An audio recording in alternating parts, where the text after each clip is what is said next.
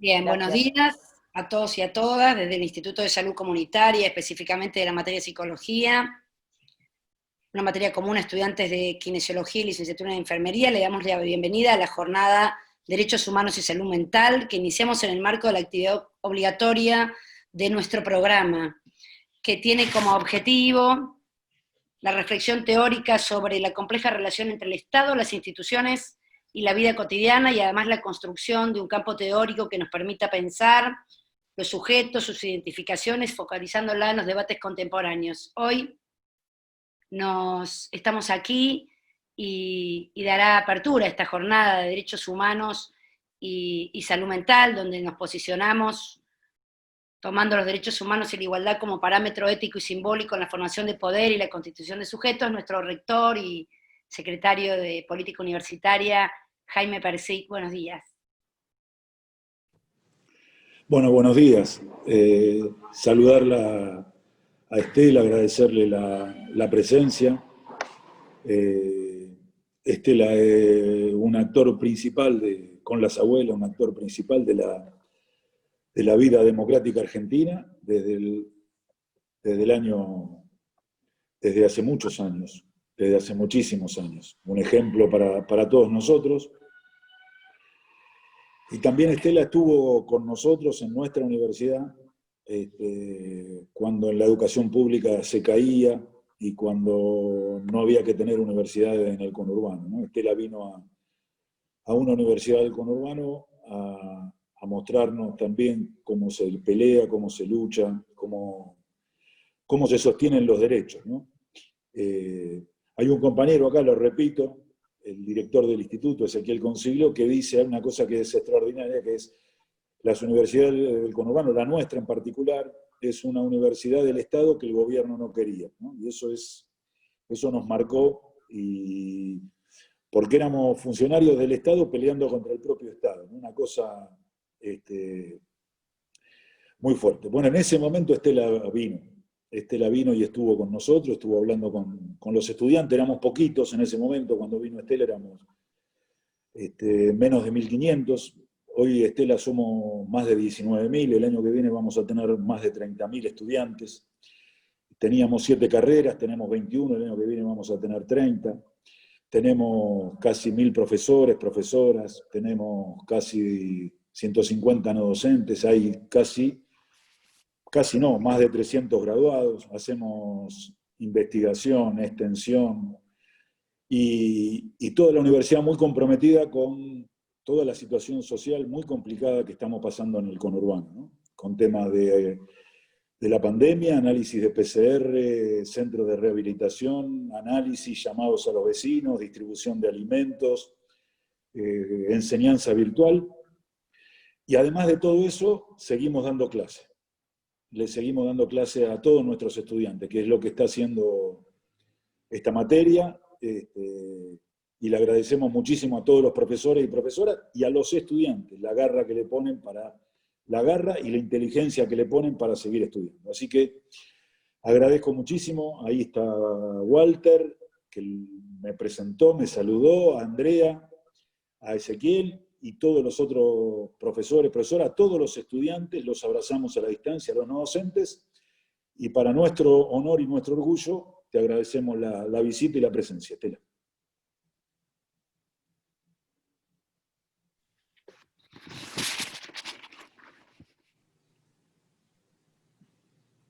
Hola, Estela. Hola, ¿qué tal? Bueno, muchísimas gracias por ese saludo tan afectivo y admirada, no sorprendida, porque cuando los argentinos tenemos un objetivo, que es el bien del otro, y ponemos todo nuestro esfuerzo, el milagro que han hecho ustedes, el crecimiento del espacio educativo en el que están, y todo este compromiso para que la sabiduría esté en aquellos que la necesitan y la educación sea prioritaria. Creo que esto demuestra la calidad de lo que hacen todos ustedes, queridos amigos, y bueno, yo me siento parte, ¿cierto? Solamente con un granito de arena de estar, de acompañar y de sentirme también honrada con esta actividad de la Universidad de Burlingame. Así que bueno, felicitaciones. Para mí es muy grato acompañarlos hoy, aunque no soy psicóloga, ni mucho menos. Tengo una experiencia de vida nada más, yo soy una maestrita, he sido directora de escuela y después sigo siendo maestrita también un poco en la institución Abuelas que presido junto con mis compañeras, y que además ya está integrada por muchos jóvenes que suplen, porque ya no tenemos tantas abuelas para la comisión directiva y que son nuestro relevo en presente y en futuro.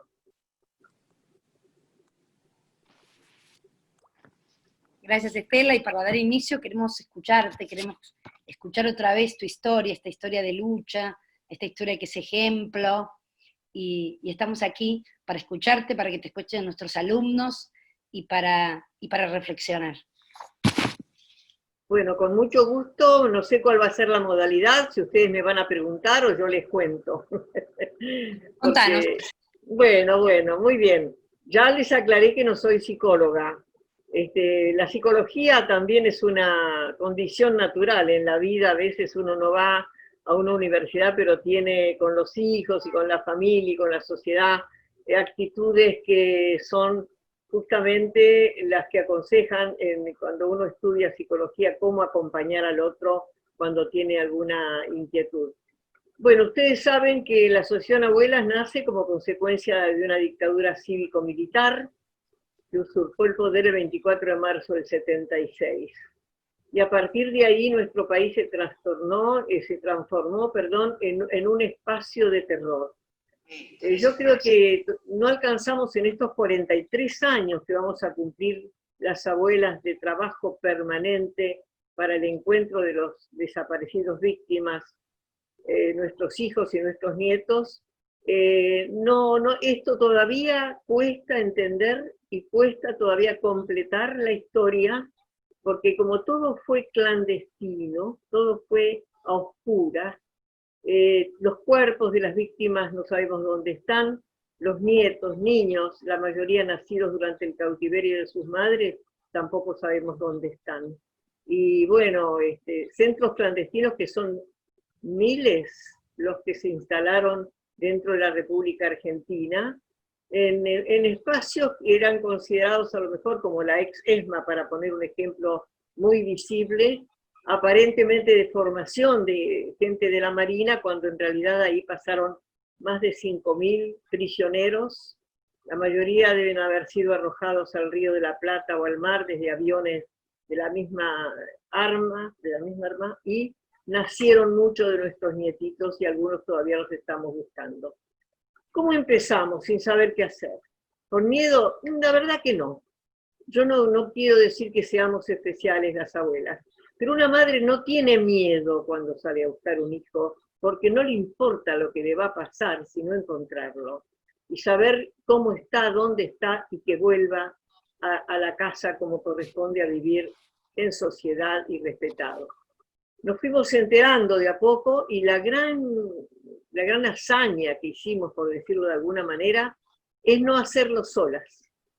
Jamás hubiéramos podido llegar a encontrar una respuesta, y además nuestro propio espíritu se hubiera desvanecido en el llanto, en la angustia. Nos unimos y formamos esta asociación con gente de la Ciudad de La Plata, que es donde vivo, y gente de Buenos Aires y de sus alrededores, y en todo el país se empezó a trabajar, sobre todo desde la mujer, con presencia en los espacios a reclamar. ¿Por qué la mujer? Porque nosotros decidimos que el hombre no venga, porque para el machismo de esta gente eran los peligrosos. Las mujeres, que empezamos a rondar en la plaza en estado de sitio para seguir combinando estrategias, éramos las locas, éramos las tontas. Déjenlas, son mujeres, se van a cansar, se van a ir a su casa, déjenlas. Y nos dejaron. Y los hombres nosotros los cuidamos para que no los secuestren, pero quedaron a cargo de una tarea tremenda, que era el hogar, el resto de los hijos, y sobre todo esperarnos por si volvíamos o no. O sea que el hombre para nosotros ha sido el gran compañero y el héroe anónimo, si se quiere, por esta situación que le tocó vivir. Bueno, esta hazaña, si se puede llamar de alguna manera, de 43 años de búsqueda, nos dio la oportunidad de aprender muchísimo estas mujeres. Primero viajamos muchísimo al exterior, cuando acá la prensa monopólica y de la dictadura decía que era mentira, que éramos locas, que no había desaparecido, y de qué estábamos hablando. La conexión con Amnistía Internacional, la Cruz Roja Internacional, las Naciones Unidas, la OEA en Washington y otros espacios de ayuda, y muchos países que nos recibieron sus autoridades, sus ministros, y les contábamos la historia para que nos protegieran, nos ayudaran incluso económicamente, porque todos los gastos los hacíamos con nuestras jubilaciones. Yo me jubilé, me retiré para buscar a Laura y a su hijito o hijita, yo no sabía todavía el sexo de esa criatura. Bueno, lo bueno, insisto, es la compañía. Estar combinando cada abuela desde su sabiduría en esta organización en que resultamos ser tan distintas y seguimos siéndolo, pero tan amadas unas con otras, como de una hermandad inseparable. Hemos tenido éxito, sí, hemos conseguido cosas importantes también, pero esto fue producto de quienes también nos ayudaron desde otros espacios. Por ejemplo, hemos conseguido la instalación de un Banco Nacional de Datos Genéticos, que es único en el mundo hasta ahora para lo que se propone este banco, que es conservar la sangre de la familia materna y paterna del bebé buscado, hoy hombre, nuestros nietos tienen, o mujer, tienen más de 40 años, para encontrarlos mediante la comparación sanguínea. Empezamos con un sistema muy precario en aquella época y con una instalación muy buena del Hospital Durán en cuanto a su material de trabajo, y allí dejamos la muestra de las familiares, si es posible la familia completa, para el control futuro y con bastante trabajo porque el HLA o histocompatibilidad era entonces la fórmula. Lo que pasa es que dicen que a través de nuestra insistencia la ciencia progresó muchísimo y hoy tenemos el ADN. El ADN es completísimo. El ADN no nos exige más que una gotita de sangre para comparar ese estudio con las familias que coincidirían con la persona que sería un nieto buscado. En el año 83 se hizo un gran seminario en Estados Unidos, en Nueva York. Habíamos estado el año anterior, dos abuelas, pidiendo ayuda en el Blood Center, lo mismo así en la Sociedad por el Avance de la Ciencia en Washington, para conseguir una posibilidad de que la sangre sirviera. Y esto es muy anecdótico lo que voy a decir. ¿Por qué? ¿Por qué pensamos en la sangre, las abuelas, cuando no se hablaba de este tema? Porque había salido un avisito en un diario de acá, de esta ciudad de La Plata, donde un padre negaba la paternidad y con la comparación sanguínea del padre con el presunto hijo resultó que era. Esa palabra sangre retumbó en nuestra conciencia de búsqueda y dijimos, ¿y nuestra sangre? Porque los papás no están, ¿servirá? Y efectivamente viajamos a Estados Unidos, ayudada por muchísima gente de la ciencia, de la genética, de la antropología forense, etc. Y en el año 82 estuvimos, en 83 se hizo un gran seminario en Nueva York y los científicos de todo el mundo asistieron para ver si este pedido de abuelas era posible. La respuesta fue positiva, sí, sirven las sangres de familia materna y paterna y vamos a ayudarlos. Llega la democracia en el 84, vienen a la Argentina estos científicos a acompañar la formación de este banco que hasta hoy es un ejemplo y que está trabajando con esta modernidad que nos garantiza, sin duda alguna, que cuando decimos es un nieto, no nos equivocamos, no se equivoca la ciencia. También logramos incorporar el beneficio del respeto por los niños en la Asamblea, en la de Naciones Unidas, donde realmente esta convención de la protección de los niños y adolescentes lleva 3 artículos, el 7, el 8 y el 11, hecho por abuelas, con el primer gobierno constitucional del doctor Alfonsín. O sea, seguimos fundando cosas para, digamos, poder trabajar con tranquilidad en la protección de los niños, en el derecho a vivir con su familia biológica, y si está en un país vecino o donde estuviere, la obligación de ese Estado de devolverlo a su familia y a su país al que perteneció siempre. Bueno, hemos encontrado ya 130 nietos. Faltan más de 300, es decir, que falta mucho todavía.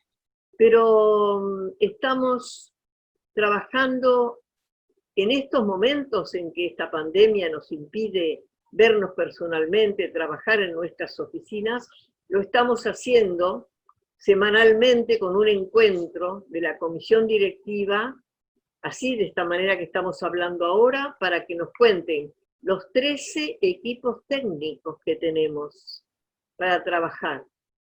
Equipos de abogados, equipos de psicólogos, de genetistas, de prensa y difusión, de acercamiento, de recepción, en fin, 13 equipos de personas capacitadísimas que todos los viernes a las 2 de la tarde nos reunimos para que nos cuenten lo que hicieron y yo recibir esa información y a la vez recibirla también de otra manera con mis secretarios.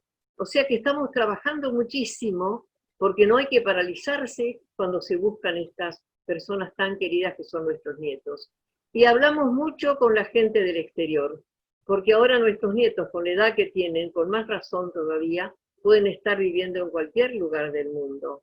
Entonces tenemos que llegar a esos lugares del mundo para que se comprenda que hay abuelas, que hay familia que está esperando abrazar a ese ser querido que le cambiaron la vida, porque le cambiaron su nombre, su educación y su forma de pensar para que sea distinto a sus padres.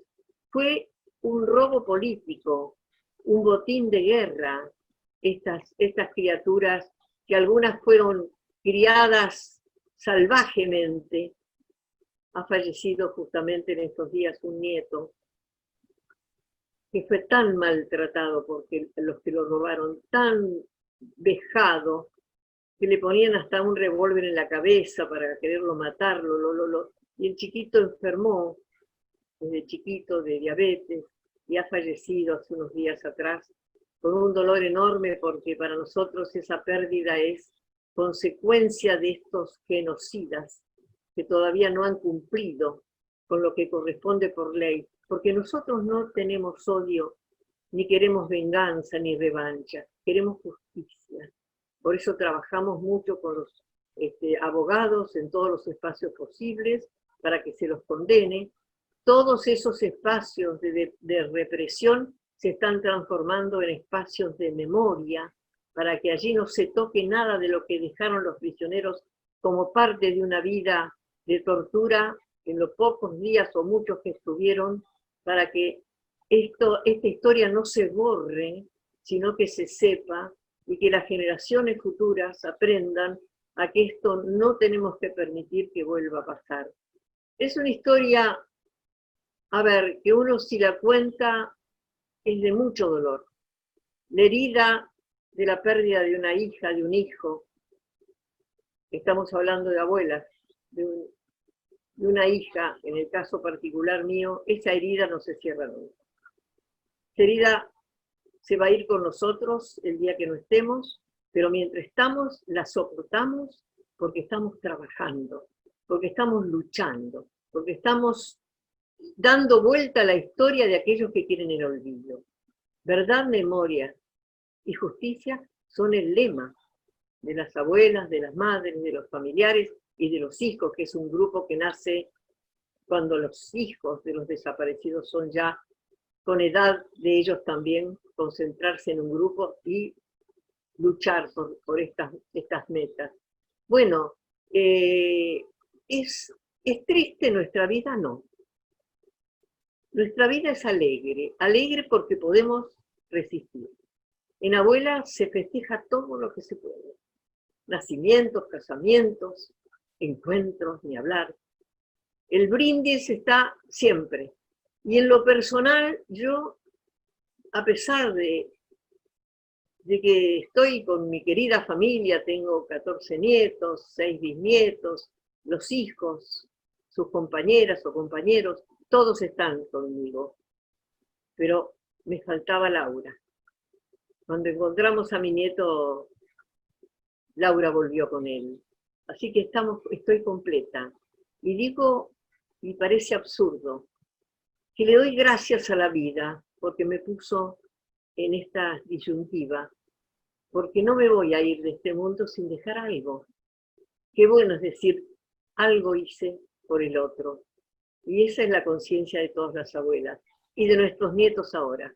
Ellos nos representan, nos alientan, nos ayudan y constituimos una familia que no se rompe. Al contrario, cada día se refuerza más. Y yo a veces, y esto digo para terminar un poquito con esta historia, que es muy larga, que se puede concentrar, pero a veces no tanto, que cariñosamente en las reuniones en la institución, cuando veo a nuestros nietos, que son niños, cuando están con nosotros son como nuestros niños, aunque ya tienen más de 40 años, con el dedito de directora les digo, miren que mientras existe una abuela, manda la abuela. Así que no se hagan ilusión que dejamos el bastón y seguimos mandando. Y se ríen y todos dicen, por supuesto, pero es una familia. Es lindo hacer algo sin rencor, porque eso nos sirve. Sirve la lucha. Y en estos momentos más que nunca, luchar por todos, por el otro, como se dice muy bien, porque el otro soy yo. Gracias por escucharme. Gracias. Gracias, Estela. Silvina, ¿le ibas a hacer alguna pregunta? Dejámoslo para el final, ¿sí? No sé si alguien quiere. Ahí, Estela, si querés un poco más, digamos, cómo fue esta acción colectiva, ¿no? El dolor individual de cada uno de ustedes, pero que lograron, digamos, todo el movimiento colectivo. Me parece que esto es muy importante para poder transmitir un poco más a nuestros estudiantes. Sí, bueno, es lo que yo insisto en decir. En soledad no podríamos haber hecho absolutamente nada. ¿Por qué? Y porque uno se debilita, se concentra, se pone triste, angustiado y pierde el sentido de la lucha. Yo personalmente siempre he sido una persona muy, muy activa y muy activa en el momento de ver una injusticia. Ser maestra es dulzura, comprensión, querer a los niños, amarlos, respetarlos, que es lo que yo siempre digo. El que no tiene esos sentimientos no puede ser maestro. Si está con papeles, bueno, es una cosa, pero con personitas que están esperando de nosotros lo mejor, no. Tenemos que ser la dulzura pura y también el ejemplo puro, ¿no? Llegar los problemas de casa afuera, en la escuela ser la maestra que el niño espera ver sonreír y hablar con voz baja. No se necesita gritar para que nos entiendan. Entonces, toda esta unidad que nos llevó claramente a juntarnos y compartir, yo es el consejo que le doy a todos aquellos, y sobre todo cuando vamos a las escuelas, primarias, secundarias, universidades, pero cuando los jóvenes o un niño de 12 años, después de escucharnos, dice, ¿y nosotros qué podemos hacer? Se ofrecen a los 12 años para hacer algo por nosotros, para buscar a los nietos, para estar, para compartir. Entonces, mi palabra de docente siempre sale primero. Lo que tienen que hacer es estudiar. Claro, ahí no les gusta mucho, pero bueno, hay que estudiar. Estudiar porque el que sabe no lo engaña a nadie. Después, ser bueno con el otro. Respetar a los ancianos, a los diferentes, al compañero, a los maestros, a los profesores. Respetarlos. Y respetar al otro, sobre todo cuando ve que necesita algo y que recurre a algo a ellos. Y darle, si necesita algo, no lo que te sobre, sino lo que necesita el otro. Y si te gusta el fútbol, juntate con los que le gusta el fútbol. Si te gusta pintar, con los que les gusta pintar. Si los que quieren ser artistas, con ellos. Forma grupos. Grupos de conexión, de compartir igualdades, de ser amigos, de respetarse. Porque eso de hacerlo en grupos y no en soledad permite transmitir y permanecer vivo dentro de una sociedad. Por eso la participación activa de estos chicos que después me mandan sus resultados son muy, muy satisfactorios. Lógicamente, la vida, yo ya voy a cumplir 90 años en unos días, voy a cumplir 90 años, creo que es una edad brava, ¿no? Porque mientras me funcione bien el cerebro, las piernitas no me dan mucho, pero yo con toda esta situación que estamos viviendo de querer denigrar a los derechos humanos, de cierto sector minoritario que no se resigna a que perdió, yo digo, atención, que si hay que salir todos, y yo voy a salir con el bastón, pero voy a salir.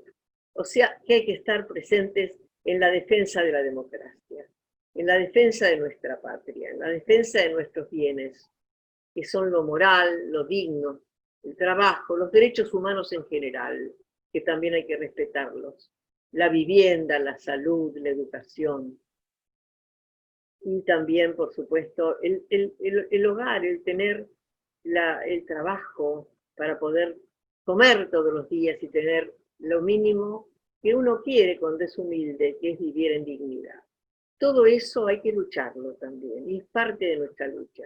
Nosotros acompañamos desde la institución toda acción que merece ser sostenida no solo dentro, sino fuera del país. Estamos pidiendo a Bolivia el respeto por 2 argentinos que se encuentran allá. Bueno, son situaciones de otro país, pero que tienen que escucharnos. Lo hacemos a través de quién, y del presidente de la República, que nos acompaña, nos respeta y nos escucha, y seguro que le va a dar buen cauce a lo que nosotros estamos pidiendo. Digo por lo último, pero si no, siempre estamos defendiendo esas desapariciones forzadas en democracia. No se puede consentir que desaparezca una persona y que sea considerada una desaparición forzada de persona, porque han intervenido quienes ya sabemos. Si se sabe, hay que accionar. Y hay mucho todavía para esclarecer en nuestro territorio. Falta no solo lo nuestro, sino falta también lo de cosas que se han producido en democracia. Por eso hay que cuidarla tanto la democracia, cuidarlo tanto al lenguaje en las universidades, la formación, para el proyecto de verdad absoluta en la vida. Nada de trapisondas ni de cosas extrañas, porque eso nos convierten en personas desagradables. Entonces, sanos de por dentro, sanos por fuera. Bueno, a veces yo digo, hablo tanto que parezco más vale una persona de un templo que no una abuela, pero eso es lo que yo siento, ¿no? Es mi sinceridad absoluta. Gracias, Estela. Si vos podés quedarte con nosotros. Ahora vamos a escuchar a Fabiana Rousseau, directora de Asociación Civil Territorios Clínicos de la Memoria y coordinadora del área de Subjetividad y Derechos Humanos, que también nos va a contar algunas cosas, y después podríamos hacer preguntas y hablar junto a esta problemática, pero también tenés la licencia por tus actividades que tenés de retirarte en algún momento que así lo decidas. Estamos orgullosos. ¿Sabés qué, Andrea? ¿Sabés qué? Yo me enfermé de lumbalgia por estar en mi casa, acostumbrada a 43 años de salir a la mañana y volver a la noche, de hacer cosas permanentemente en viajes afuera, dentro del país, donde fuere, hacer. Y ahora la quietud de esta pandemia me ha enfermado, y ahora justamente a las 12 llega el médico que me asiste, y voy a tener que despedirme de ustedes. Los voy a acompañar hasta que se presente el profesional. Entonces, por las dudas, me despido, agradeciéndoles infinitamente desde el rector y a todos ustedes, queridos amigos y amigas, esta invitación, y cuando todo quede en el orden de poder vernos, prometo volver a verlos, ir a la universidad para admirarme de lo que han hecho en tan corto plazo. Los felicito, sigamos juntos, por favor, porque creo que la unidad va a vencer a ese enemigo solapado que quiere que todo sea al revés de lo que nosotros queremos. Muchas gracias mil, Andrea, porque por tu contacto yo he podido participar en esta hermosa charla. Hasta pronto, me voy a quedar hasta que venga el profesional. Pero un ratito lo escuchamos a Walter, que tiene algo para decirte. No, un minuto nada más, antes de seguir con la jornada. La verdad que es un agradecimiento enorme, un orgullo enorme contar con vos. Yo estaba preguntando, ahora me decían que había cerca de 200 chicos y chicas estudiantes de la universidad que están siguiendo la actividad por YouTube. Nos decía Andrea, cerca de 1000 en la materia, que lo van a ver después seguramente, la grabación de la actividad. Tuvimos algún problemita al principio, empezamos un poquito más tarde la transmisión, pero la verdad es que es un orgullo enorme, estoy seguro, para cada uno de ellos que están escuchándote, estar hablando con, ¿no? Uno vive, estudia, crece, se desarrolla y todo el tiempo se hace la pregunta de qué puedo dejar, cuál es el sentido, para qué, y creo que eso está materializado en tus palabras, en tu vida, en tu existencia, esa lucha que no es en vano, que tiene resultados que van a quedar para la historia, ¿no es cierto? Que es un ejemplo de cómo, de cómo se hace política, pero de cómo se vive también.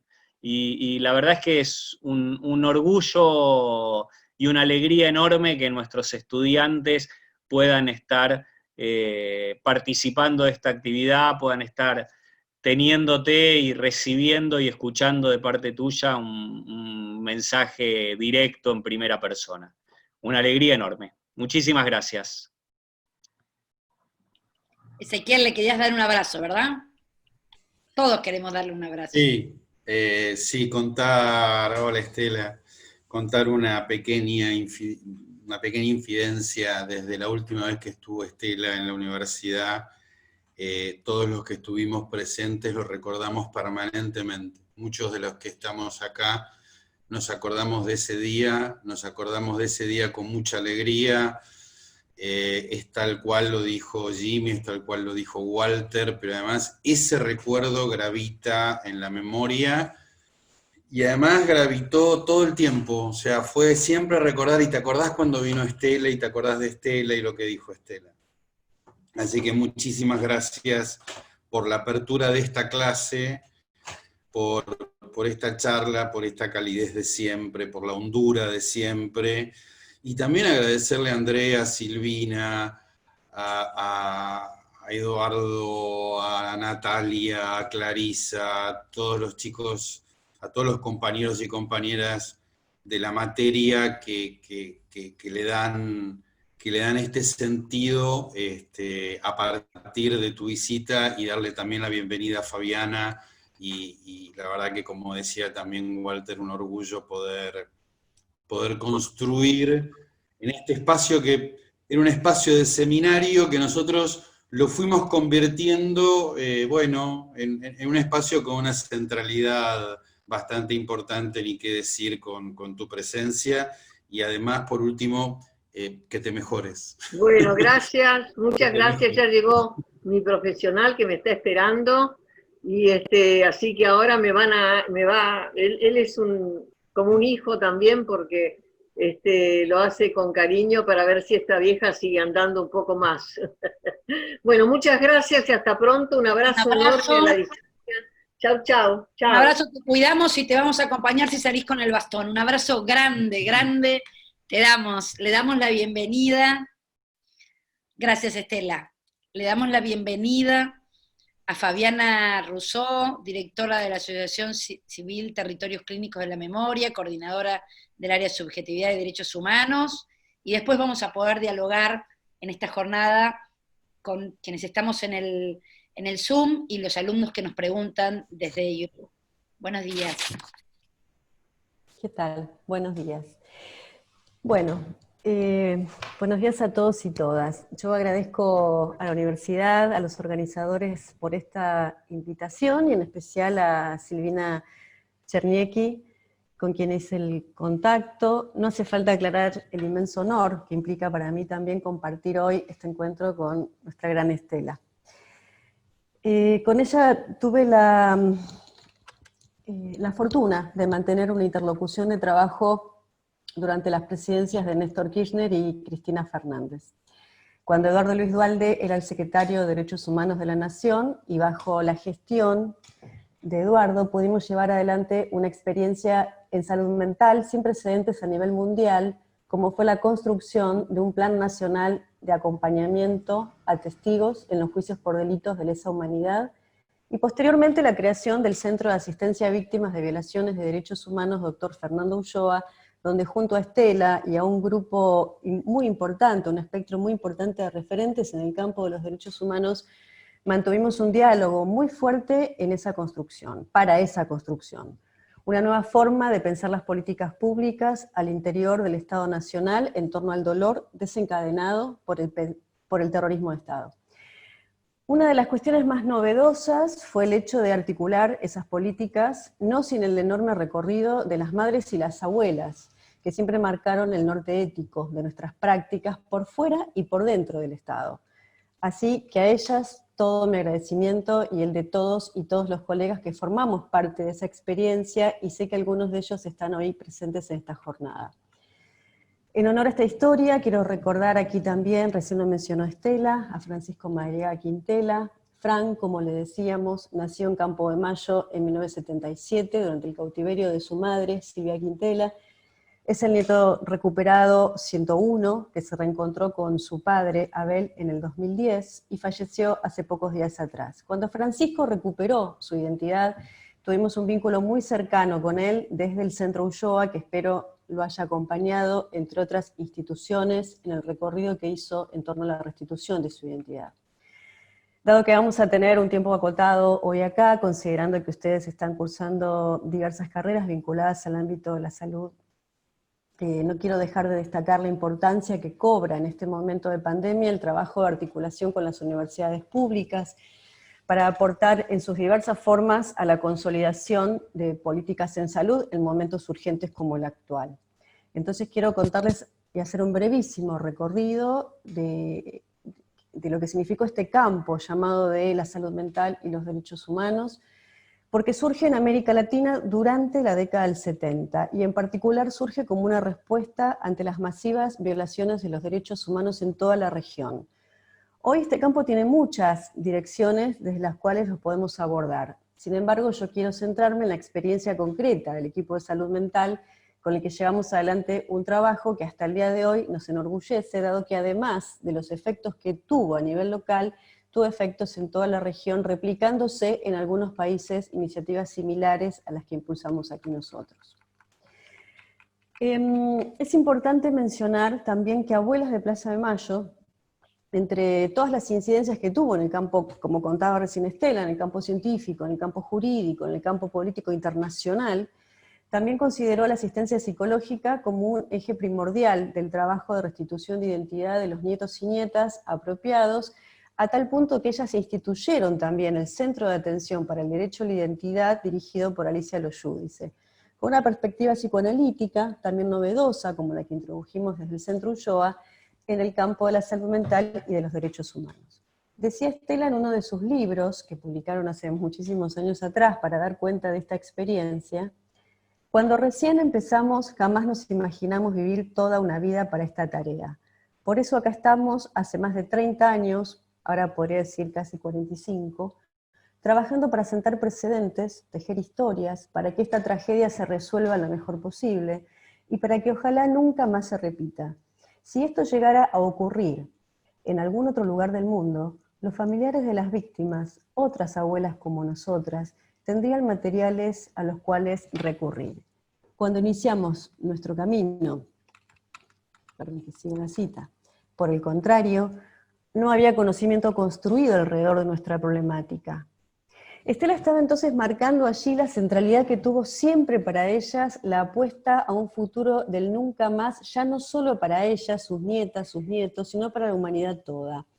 Este legado, que tuvieron la claridad de sostenerlo desde el inicio las abuelas junto con la lucha de las madres, es el tesoro ético que impidió en muchas oportunidades que se salten las vallas en este país. Hace pocos días atrás en Argentina volvimos a dimensionar este legado. Lo conocemos, nos protege, ya no solo a quienes acompañamos estas luchas desde siempre, sino a toda la sociedad en su conjunto, aún a aquellos que ni siquiera lo saben e incluso ni siquiera lo pueden reconocer. Pero el nudo ético del nunca más encarnado por todas ellas son el reaseguro democrático de la Argentina. Ahora bien, para hablar del campo de la salud mental y en el cruce con los derechos humanos, hoy no podemos dejar por fuera efectivamente el contexto de la pandemia.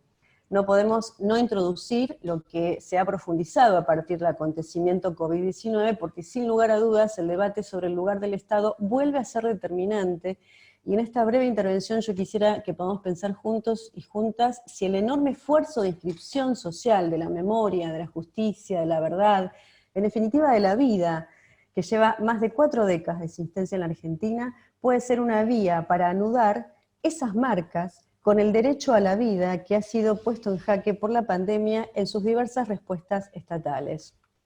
Quizás no sea un tema menor pensar hasta qué punto la herencia asumida por los estados que hacen pie en esas huellas permita afrontar las políticas sanitarias del cuidado de otro modo, enlazándolas, por ejemplo, a los discursos que se constituyeron sobre el valor que cobró el dolor de las víctimas de delitos de lesa humanidad, porque si hay algo que diferencia a nuestro país del resto de los países en torno a las políticas de memoria, verdad, justicia y reparación, es el complejísimo y profundo vínculo que el movimiento de derechos humanos estableció con el Estado, provocando nuevos conceptos y también nuevos marcos teóricos.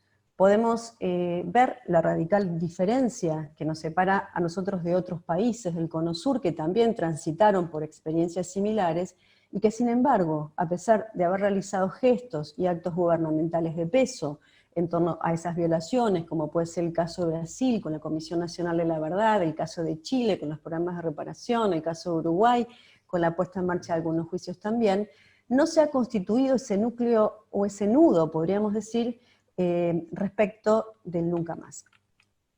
Ello se debe a muchos motivos. Uno de esos motivos, y quizás muy determinante, es el proceso de juzgamiento llevado a cabo en la Argentina a partir del año 2006 en el marco de juicios orales y públicos. Y el incansable trabajo de restitución de lo ocurrido por parte de los organismos impactando en la memoria de las sucesivas generaciones, que sostienen aún hoy el deseo de saber sobre aquello que seguirá pulsando en nuevos horizontes alrededor de la memoria de lo traumático.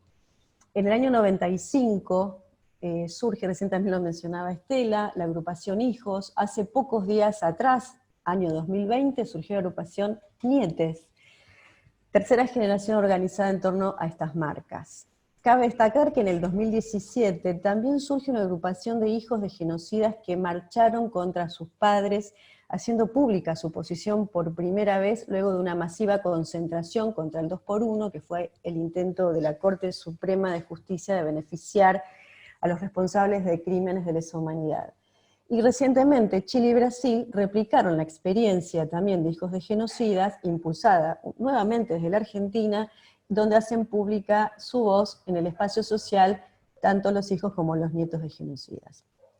Mirando un poco hacia atrás, podemos decir que durante la década del 70 y el 80, las masivas violaciones a los derechos humanos en toda la región provocó una tarea inmediata de respuesta en torno a la asistencia y acompañamiento a las víctimas por parte de equipos psicoasistenciales pertenecientes a los organismos de derechos humanos.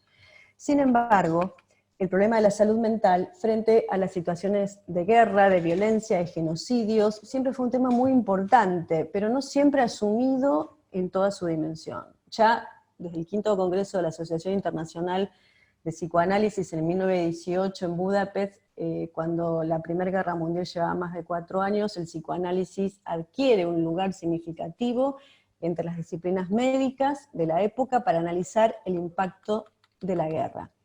Sin embargo, lo ocurrido en América Latina, que no es precisamente en el marco del concepto de la guerra, es la propagación de las dictaduras por todo el continente, provocó durante la década del 70 la necesidad de una nueva manera de pensar el impacto de la desaparición forzada y masiva de personas y la cancelación de los ritos funerarios por parte de los estados bajo la modalidad del terror.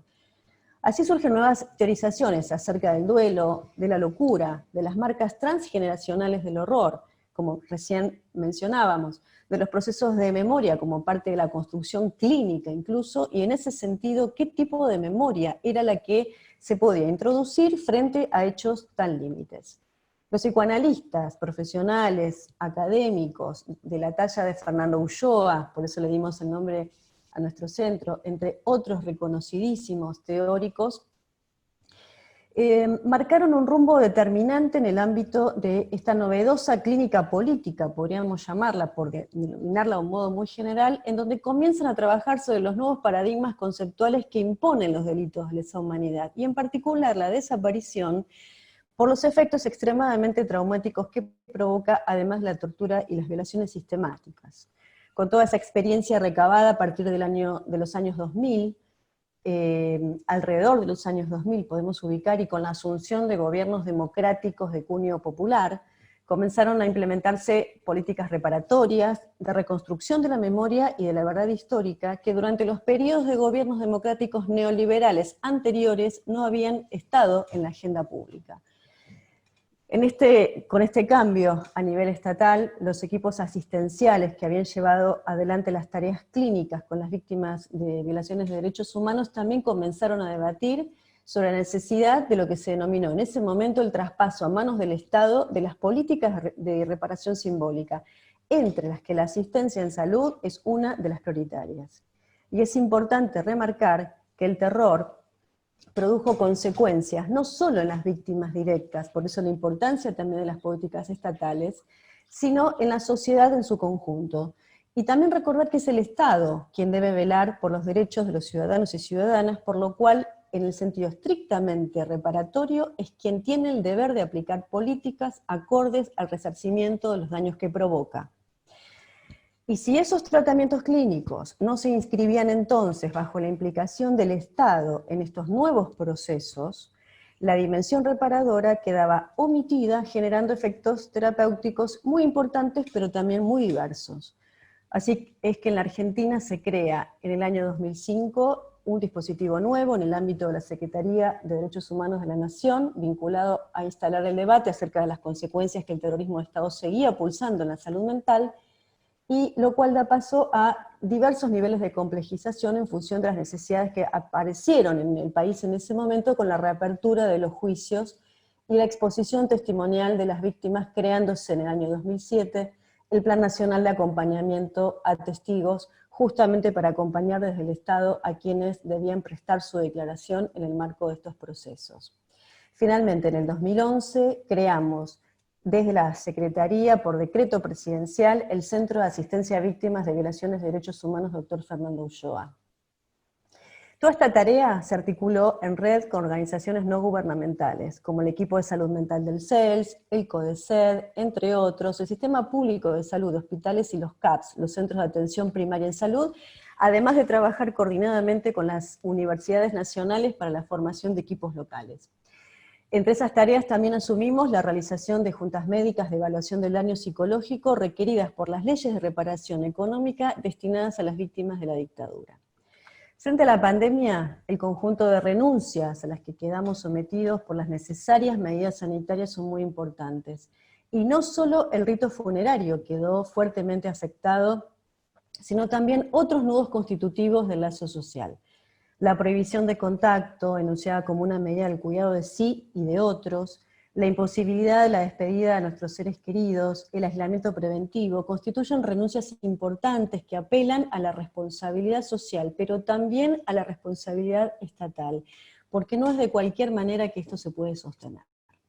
En el tiempo anterior a la pandemia, nosotros no nos hubiéramos podido imaginar siquiera hasta qué punto las marcas, los legados históricos habían constituido un terreno ético posible para afrontar los significantes que circulan por el universo de las políticas del cuidado.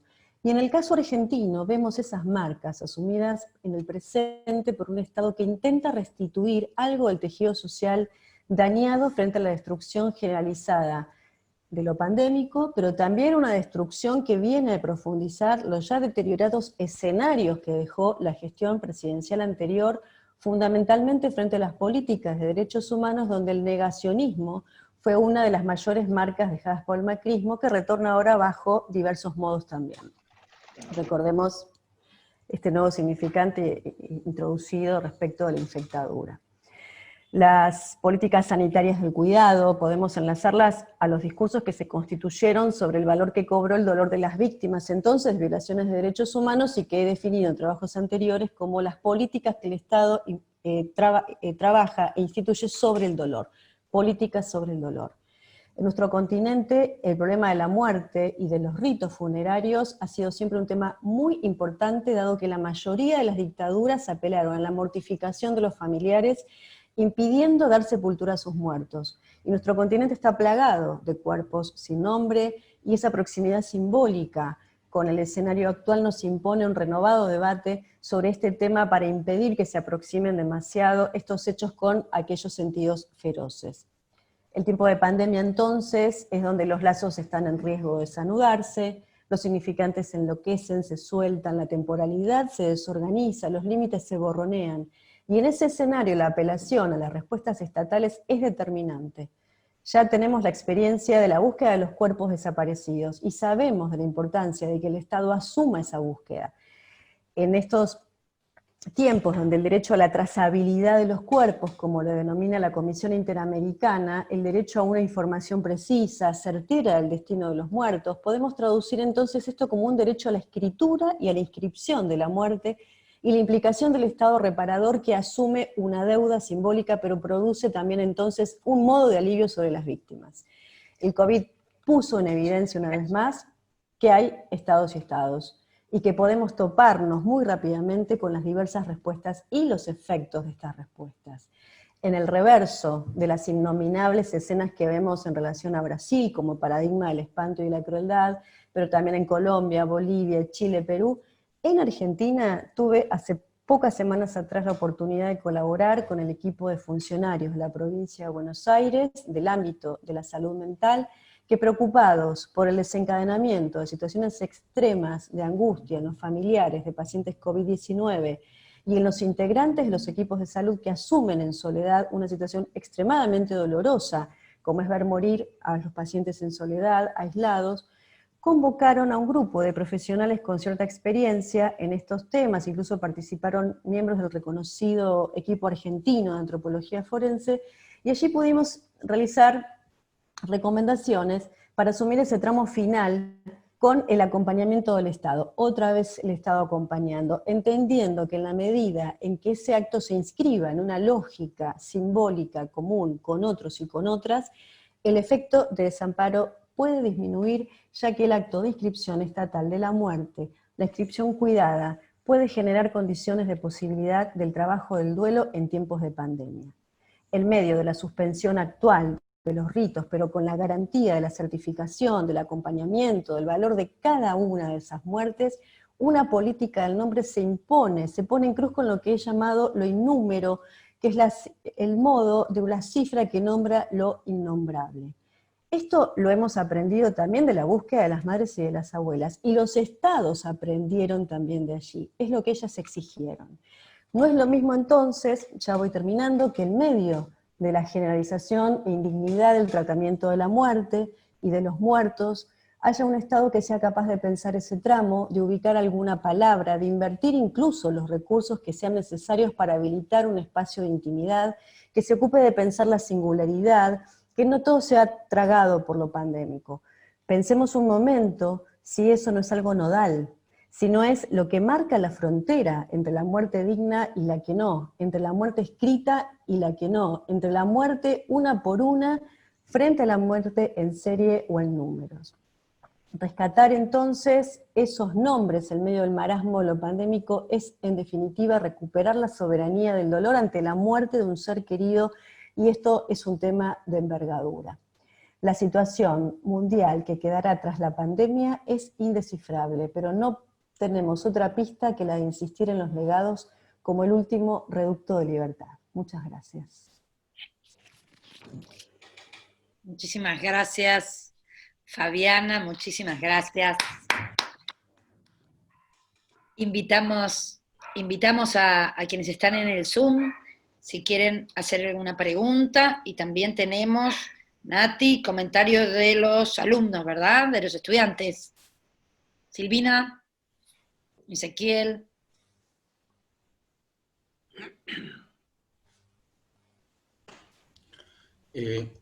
Sí, muchas gracias, Fabiana, muy interesante, muy profundo también la cuestión vinculada con el tema de la muerte en la pandemia. Nosotros hace unos meses que venimos conversando con algunos compañeros sobre la muerte en soledad que provocó el desconocimiento de las características de transmisión, por lo menos de todas las características. Cabe destacar que sobre el COVID-19 no se sabe todo, ¿no? Yo digo, vamos aprendiendo cada vez más.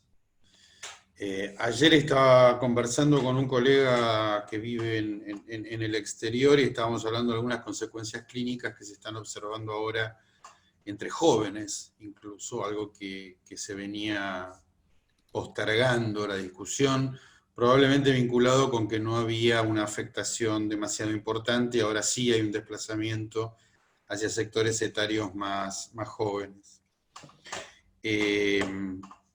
Respecto de lo que vos mencionabas, la pregunta, es decir, el comentario y la pregunta tiene que ver con algunos dispositivos que se fueron generando, particularmente en el ámbito de la provincia de Buenos Aires, en el Hospital Rossi, de acompañamiento de personas con una mala evolución clínica. Yo no sé si hablar de terminalidad en el marco de una enfermedad aguda, me cuesta. Sí, evidentemente hay una condición clínica que evoluciona de lo moderado a lo severo y de lo severo a lo crítico, y en el marco de una condición clínica crítica, la probabilidad de fallecimiento es mucho más elevada, de manera tal que eso sí amerita de algún modo un acompañamiento. Yo quería saber qué opinás acerca de estas prácticas que, bueno, sé que en el Hospital Rossi se están queriendo ampliar hacia otros centros asistenciales, y también preguntarte hay una cuestión casi borgiana, ¿no? Respecto de las estadísticas y la muerte, ¿no? Hay por ahí en la historia algún comentario. Me acuerdo que algo parecido, pero no con la intensidad ni en tan poco tiempo, sucedió con la epidemia y posterior pandemia por VIH-Sida. Respecto de la nominalización y esto que vos hablabas de ponerle nombre, no entendí del todo. Me parece que sí, que hay nombres. Una cosa son los nombres, otra las estadísticas, pero quizás lo puedas comentar un poco más. Era eso. Perdón, y gracias, porque muchísimas gracias de nuevo por tu presencia. Bueno, no sé si vamos conversando así, a partir de las distintas intervenciones. Sí, cuando yo me estaba refiriendo, lo leí muy rápido, además porque no quería, digamos, hacerlo muy extenso, pero bueno, es un tema para conversar con bastante profundidad, tiene muchas aristas para ser analizado. Yo quise poner blanco sobre negro la diferencia que hay entre que, cuando me refiero al tema del nombre, en relación a que el Estado intervenga y haya funcionarios dedicados a la salud mental que como parte de una política pública instituyan la necesidad de que esas muertes sean nombradas, y uno de los modos de que sean nombradas es que sean acompañadas por el Estado, o que el Estado genere las condiciones para que esas personas no tengan que transitar los últimos tramos de su vida en esta soledad que impone la pandemia, si es que fuera posible en algunas situaciones poder generar los recursos para que eso se lleve adelante. Ahora, pensemos que para que una persona sea acompañada por un familiar en el último tramo, en el contexto de la pandemia, hacen falta muchísimos recursos en el medio dispuestos por los servicios de salud y por el sistema sanitario.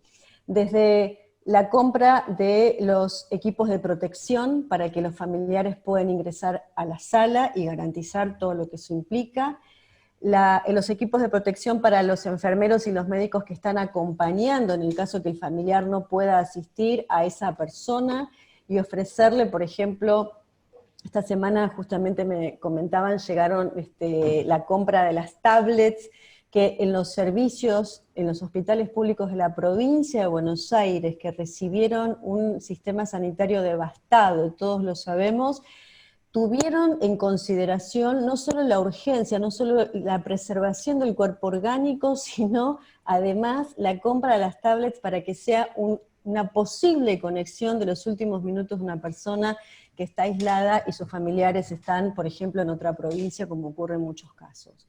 El hecho de que el Estado tenga en consideración este tramo, esos gestos, que le dé ese lugar a esa muerte, que le garantice a los familiares luego en la articulación, por ejemplo, con todo lo que viene de la muerte de una persona, ¿no? Digamos, desde el servicio, digamos, donde va, digamos, en el hospital, donde están los muertos, hasta las funerarias, los cementerios, todo ese proceso de entierro, con la garantía de que los familiares, aún en la pandemia, puedan conocer ese recorrido, lo que mencionaba en torno a la trazabilidad como derecho que establece la Comisión Interamericana. Algo que en otros países, en este momento, al lado nuestro, no solo no lo están haciendo, sino que la muerte, es decir, bajo la experiencia COVID-19 están profundizando una enorme cantidad de violaciones de derechos humanos, entre ellas nuevamente la desaparición de los cuerpos.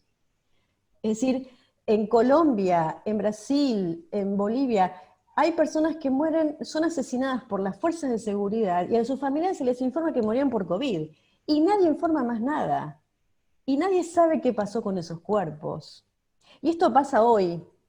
Y entonces es ahí en donde me parece central ubicar la importancia, y es más, voy más lejos y digo, incluso la posición del Estado, la política del Estado de nombrar como un modo de frenar el efecto enloquecedor que puede volver a tener la desaparición de esos cuerpos. Ahora bajo el módulo pandémico, pero es la desaparición de los cuerpos, la anulación de los ritos funerarios, pero no es lo mismo si el Estado lo garantiza y pone un límite, escribe esa muerte burocráticamente para dar lugar a la inscripción simbólica de esa muerte, en el momento en que esto sea posible, ya lo veremos, estamos todos atravesados por un no saber en este momento, pero no es lo mismo que el Estado instaure ese momento de la inscripción y la certificación de la muerte a que no lo haga. Porque entonces es casi como son las condiciones de posibilidad de que se pueda producir, digamos, un duelo. Es decir, en ese punto me parece muy importante, y es lo que vos mencionabas de la experiencia del Hospital Rossi, que efectivamente cuando nos empezamos a reunir con el equipo de la Subsecretaría de Salud Mental de la provincia para poder pensar estas recomendaciones, tuvimos también justamente muchas conversaciones con la gente de ese hospital. Tenemos 15, 20 minutos más. Rosalía Enrigo quería hacer una pregunta. No, en realidad, después de todo lo que dijo Fabiana, que me parece maravilloso, y también para que los alumnos lo tengan en cuenta, Estela, que me emocionó mucho, como siempre, me hizo pensar en una cosa, que es en lo que significa realmente el lugar del testigo frente a una situación traumática en la historia, ¿no? Como analista estoy acostumbrada a saber que uno es testigo de que existe el inconsciente, que uno tiene que ser nada más que el garante de que eso existe. Bueno, todo eso bárbaro. Pero ser testigo de una situación de violación de derecho y hacer una institución como la que ellas hicieron, no para la venganza, sino para atestiguar, me parece históricamente fundamental y me parece que es una función que no hay que olvidarse. No lo digo solamente por el tema de desaparecidos, me tocó ser testigo de relatos de Malvinas o de relatos de abusos sexuales, y lo más importante de todas esas gentes es no quedar sumidos en la soledad, sino saber que tienen testigo, aunque sea alguien que escuche eso y que puedan ellos sentirse que hay un testigo de eso acontecido. Y me parece que la institución Abuelas es un ejemplo realmente y que lo que Estela plantea de esa transmisión a los jóvenes, la importancia de esa transmisión, me pareció fundamental resaltarlo, nada más, eso. Gracias, Nati. Tenías comentarios de los alumnos, ¿verdad? De los estudiantes. Y de Hola, ¿qué tal? Sí, acá hay algunas cuestiones que fueron apareciendo. Por un lado, bueno, agradecen tanto la participación de la como la de Estela. A mí me gustaría, por un lado, acá están preguntando para Fabiana, ¿qué es lo que está pasando en este momento con los juicios de lesa humanidad? Si continúan en formato remoto, virtual, o si están suspendidos, si podrías contarnos un poquito eso. Y por otro lado, algo que me parece que por ahí sería interesante en el marco de la materia y de los diversos contenidos que trabajamos con los y las estudiantes, es si pudieras contarnos un poquito más acerca de cómo fue la conformación de estos equipos interdisciplinarios. Sí, si te parece, le damos la palabra a otra pregunta de Eduardo y después escuchamos a Fabián. Hola Fabiana, buen día, ¿cómo estás? Una preguntita, digo, y en relación, digamos, por ahí a todo lo que ella ya nos venía explicando, lo que venía Fabiana explicando, en relación al sufrimiento del pariente que ha perdido un miembro por la acción del COVID. Digamos, en el consultorio hoy, lo escuchábamos a esto, en los consultorios de los centros de salud, de los hospitales públicos, donde tiene la posibilidad de llegar el sufriente, en relación a esta temática, realmente queda como un registro sordo, como algo como que algo que no se ha podido decir, algo que no se ha podido iniciar, algo que queda ahí como mochado, digo, perdón por el término, pero digo, esta es la expresión, digamos, es un dolor silencioso, sordo, donde no lo puedes no lo puede explicar, no lo puede plantear y no sabe cómo seguir. Digamos, al menos esto es lo que veníamos escuchando, ¿no? Lo que venimos escuchando en la clínica. En relación a esto que decía Fabiana, y algo más también, ¿no? Digamos, ahí a donde pareciera ser que el COVID adquiere las características, digo, de determinados medios de comunicación, como es poca cosa, como se le saca el valor, se le saca, es una gripecina, es una poca cosa, pero por el otro lado, de esta gripecina, las personas, los parientes de las personas que fallecen, la verdad que quedan sin posibilidades de pensar cómo fue, qué sucedió, y para el colmo tampoco tienen la posibilidad de acceder al cuerpo del muerto, digamos, y no puede empezar ese proceso. Digo, esto me parece que es clave lo que nos viene planteando Fabiana, en relación a, bueno, ¿por dónde empezamos a acompañar, al menos los profesionales y los equipos interdisciplinarios de salud que estamos trabajando en este contexto, ¿no? Por ahí si Fabiana nos puede orientar, nos puede por ahí decir más allá de todo lo que nos vino diciendo, y bueno, muchas gracias a ella y por supuesto a Estela, inmensa en estos lugares donde pararse más allá del dolor y bueno, y seguir caminando, digo, ¿no? Esto es clave, esto es un dato. Más allá del dolor, hay que seguir caminando, hay que pararse y acompañar a los que están en situación de sufrimiento. Gracias, Fabiana.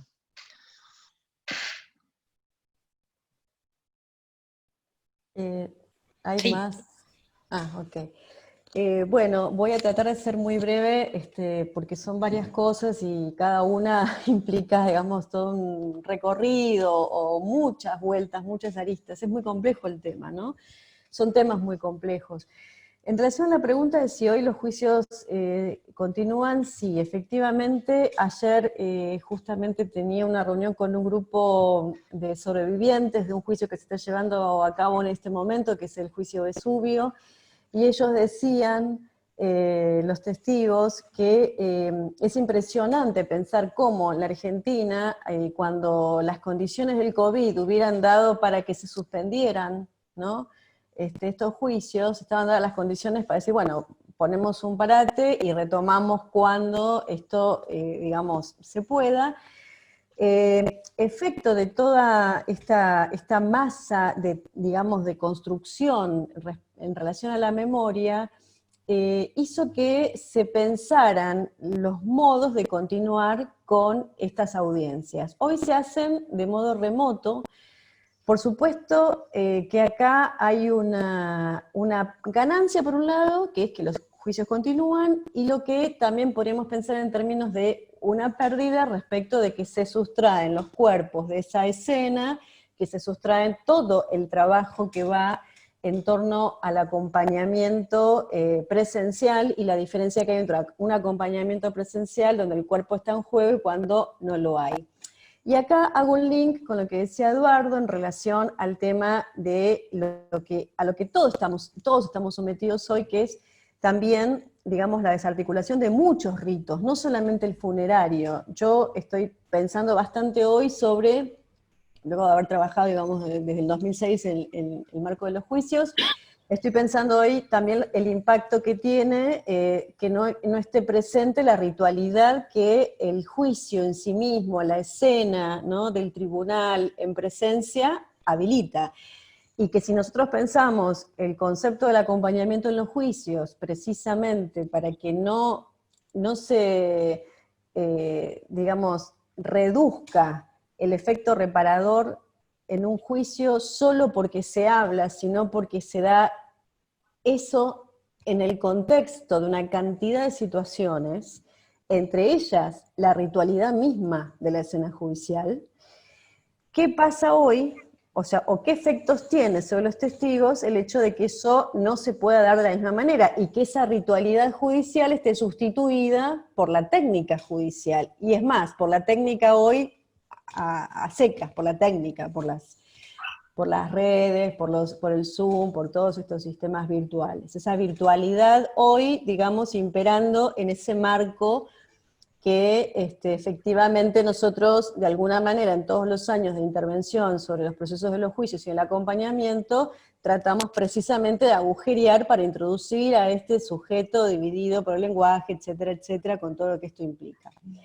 Entonces, Sin embargo, yo lo que escucho en la mayoría de los sobrevivientes es que los juicios, es una tranquilidad para ellos que los juicios no se suspendan en este contexto, que al menos algo siga su marcha, del modo que sea posible.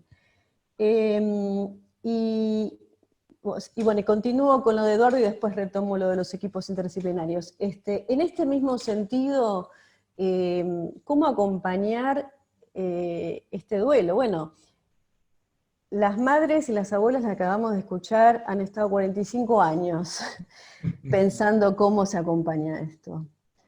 Yo pienso que lo primero es que nosotros asumamos que precisamente estamos transitando un duelo complejo. Una de las cuestiones que a mí me parecen importantes, precisamente por eso lo mencionaba, es que nosotros tenemos que tratar de despegar el impacto que tiene la desaparición de los cuerpos bajo una pandemia, que el impacto que tiene la desaparición de los cuerpos frente al terror de Estado. Y como yo me dedico a la clínica con sobrevivientes, escuché muy inmediatamente cuando comenzó, digamos, cuando comenzaron las medidas sanitarias ¿cómo se llama? Del ASPO, del aislamiento social preventivo obligatorio, inmediatamente los efectos, digamos, donde se pegoteaban, donde se superponían lo que había ocurrido en cuerpos marcados por el encierro, la experiencia concentracionaria, la tortura, el aislamiento, a lo que ocurría con las medidas sanitarias. Y ahí es donde me parece que hay una intervención fundamental de parte nuestra, y que de hecho, a raíz de esto, nosotros desde la Asociación Civil Territorios Clínicos de la Memoria impulsamos el dispositivo analítico solidario, que es precisamente un espacio para poder escuchar a personas que pasaron por la experiencia concentracionaria, y que todas estas palabras, estos significantes, estado de sitio, toque de queda, estado de excepción, todo lo que hemos estado conviviendo estos meses, se mete nuevamente por la ventana. Y ahí es donde creo que la respuesta desde el Estado, una vez más, de garantía, hace de marco o condición de posibilidad para despegar algo de todo esto, porque si no retorna del peor modo.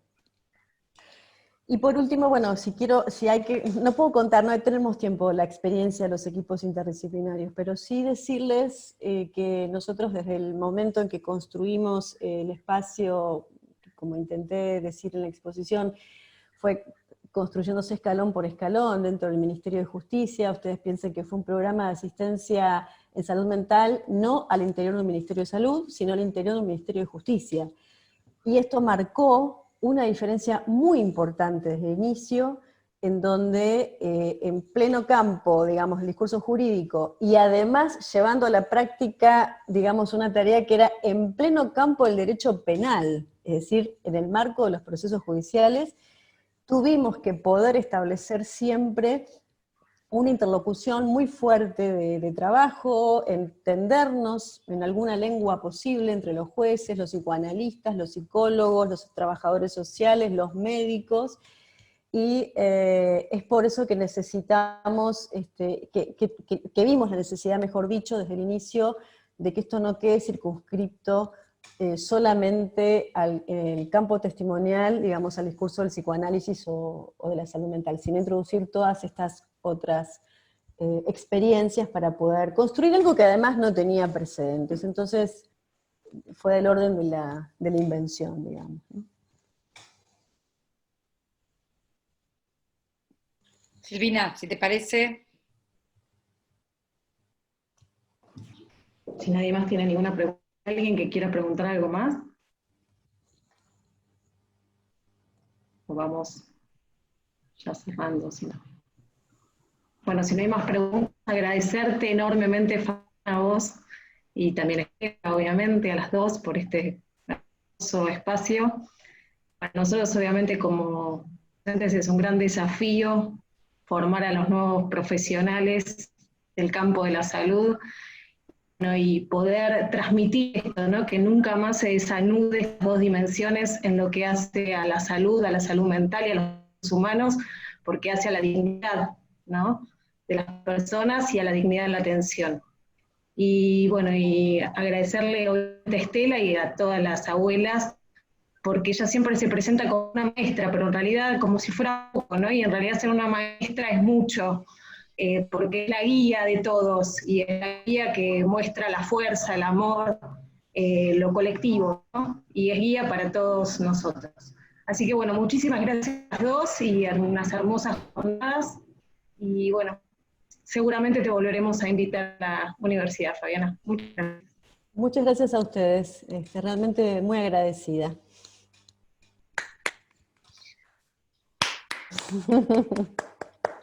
Gracias a todos los participantes y seguimos trabajando en nuestra querida universidad. La próxima. Un honor.